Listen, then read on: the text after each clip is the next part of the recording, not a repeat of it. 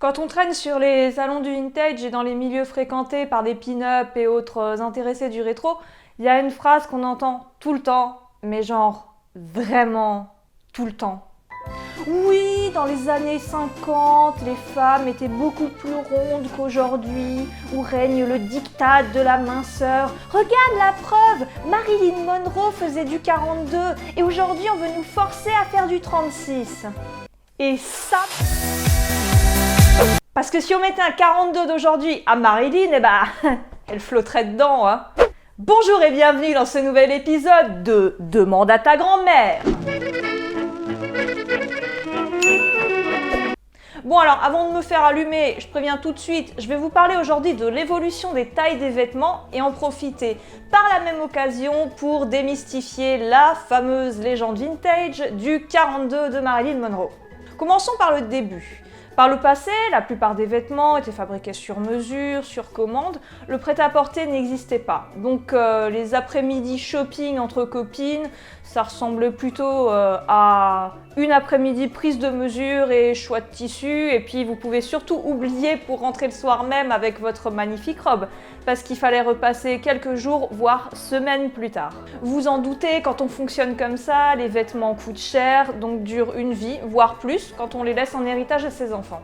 C'est dans les années 20 aux États-Unis qu'on a commencé à voir apparaître un semblant de prêt-à-porter qu'on pouvait acheter et ramener directement chez soi. Fabuleuse invention puisqu'il n'y avait plus besoin d'attendre. Et c'est d'autant plus rentable pour les fabricants de vêtements qui vont pouvoir en écouler bien plus. Et vous verrez par la suite que des idées rentables, ils en auront plein d'autres. Mais un problème se pose, les tailles. Vous imaginez le chaos total dans les boutiques de vêtements quand tous les fabricants se mettent à inventer leur propre taille? La plupart du temps, ces tailles se basent sur une très simple mesure, comme le tour de poitrine par exemple, et tout le reste en découle. C'est assez approximatif, mais on n'en avait pas vraiment grand chose à faire puisque de toute façon les gens avaient l'habitude de retoucher leurs vêtements à la maison. Et ce genre de taille très simpliste était déjà utilisé depuis le 19e siècle dans les uniformes militaires. Donc on a fait quelque chose un peu dans le même esprit. Le pire truc, les ventes par correspondance. Parce que oui, avant Internet, il y avait les catalogues. Dédicaces à tous les mecs des années 80, 90 et aux pages lingerie des Trois Suisses et de la Redoute. Oui, on sait. Vous imaginez le nombre de retours à cause des problèmes de taille?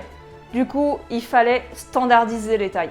Aux États-Unis, en 1937, le département de l'agriculture, pourquoi eux, ça j'en sais rien par contre, suggère que l'on prenne les mensurations de 15 000 femmes et qu'on en fasse une moyenne, histoire de conseiller les fabricants de vêtements sur les tailles. Avec cette étude, on découvre les mensurations de la femme américaine moyenne. Tour de poitrine 90,4 cm, tour de taille 74, tour de hanche 98,6 et elle faisait entre 1m60 et 1m67. D'ailleurs, c'est assez affolant à quel point c'est proche de moi. Enfin bref, c'est bien sympa comme étude, mais ça nous aide pas spécialement à créer une liste standardisée de taille. Donc il a été conclu que les corps avaient certaines proportions et que ce sont ces proportions qui ont été utilisées pour créer des tailles.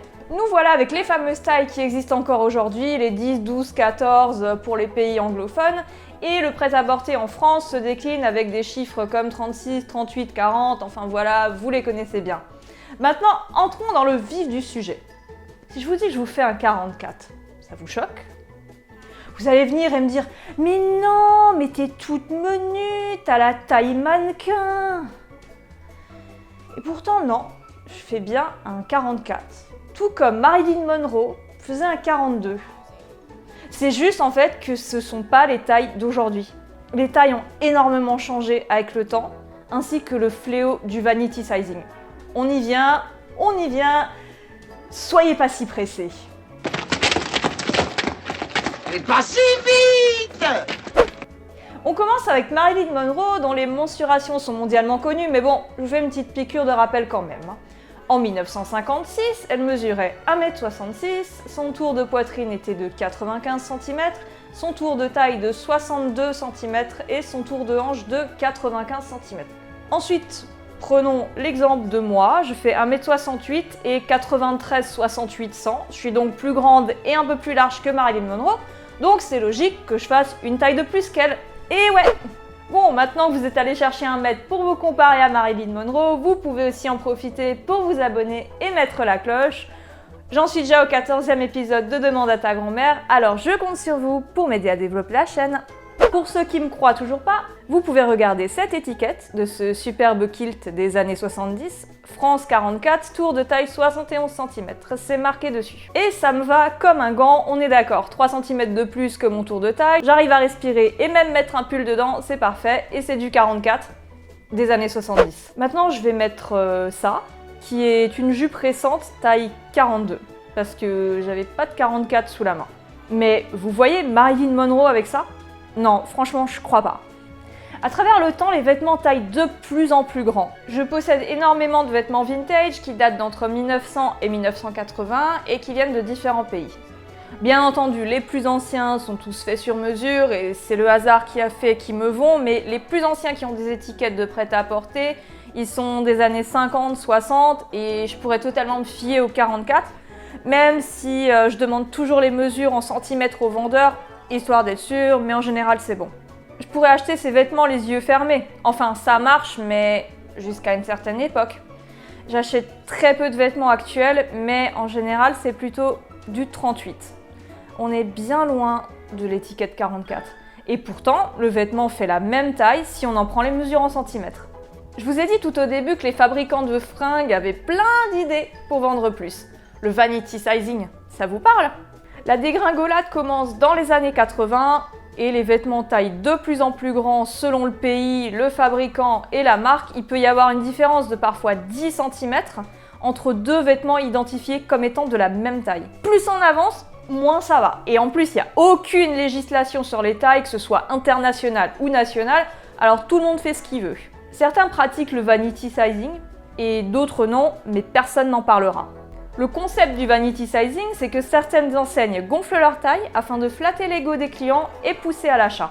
Par exemple, on vous vendra un vêtement étiqueté taille 40, mais qui sera en réalité les mesures d'un 44. Les diktats de la minceur, justement, qui sont bien ancrés dans les têtes, feront que certaines personnes vont trouver plus flatteur d'acheter un vêtement plus petit. Et plus sournois encore, le vanity sizing peut vous faire croire que vous avez perdu du poids, alors que c'est l'inverse. Et là, ça peut commencer à représenter des dangers pour la santé.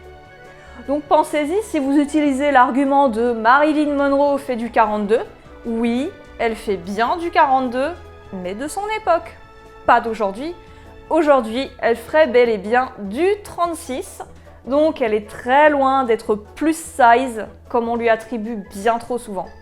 Parce que s'il y a quelque chose qui ment jamais, c'est bien les centimètres. Moi, je trouve ça triste, toutes ces histoires de taille, parce qu'au final, aujourd'hui, on s'en sort pas. Il n'y a rien qui va. Il faut vérifier constamment les dimensions des vêtements dans les guides des tailles de chaque marque. Et puis, je sais pas, moi, je vois pas le problème de faire du 44 au lieu du 38. C'est qu'une étiquette, personne la voit, elle n'est pas collée sur votre front. Et puis même, enfin, je sais pas, j'arrive pas à comprendre. Moi, tant que le vêtement me va, je me fous totalement d'un petit numéro qui est écrit sur une étiquette. Et vous, est-ce que ça vous dérange de voir une grande taille écrite sur une étiquette alors que le vêtement vous va? Est-ce que vous trouvez ça insultant? Et est-ce que ça vous est déjà arrivé de refuser d'acheter un vêtement, même vintage, parce que la taille indiquée sur l'étiquette ne vous plaisait pas? Dites-moi ça dans les commentaires. On se retrouve dans 2 semaines pour une nouvelle vidéo. Ah oui, et si vous voulez soutenir la chaîne, chez nous, il n'y a pas de Utip ou de Tipeee. Si vous cherchez un cadeau pour les fêtes qui approchent, je vous propose de faire un tour sur ma boutique en ligne. Je fabrique des objets de décoration en bois avec mon mari. On fait dans le rétro, vintage, US, geek et Japon. N'hésitez pas à vous faire plaisir. Vous connaissez la musique, le lien est dans la description.